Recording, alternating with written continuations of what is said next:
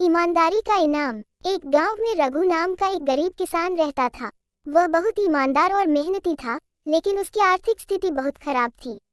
उसके पास बस थोड़ी सी जमीन थी, जिस पर वह खेती करता और अपनी जीविका चलाता।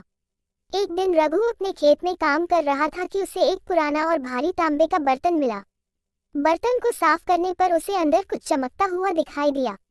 जब उसने ध्यान से देखा तो वह सोने के सिक्के थे।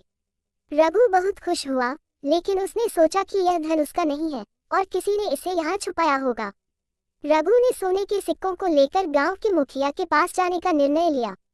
उसने मुखिया से कहा, मुझे ये बर्तन और सोने के सिक्के खेत में मिले हैं।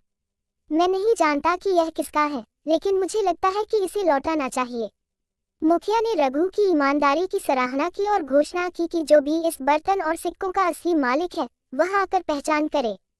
कई दिनों तक किसी ने भी बर्तन और सिक्कों का दावा नहीं किया। मुखिया ने रघु से कहा, तुम्हारी ईमानदारी अद्वितीय है। अब चूंकि किसी ने भी इस पर दावा नहीं किया है, ये धन तुम्हारा हो गया है। ये भगवान का उपहार है, तुम्हारी ईमानदारी और कड़ी मेहनत का। रघु ने भगवान को धन्यवाद दिया और सोने के सिक्कों का सही उपयोग किया।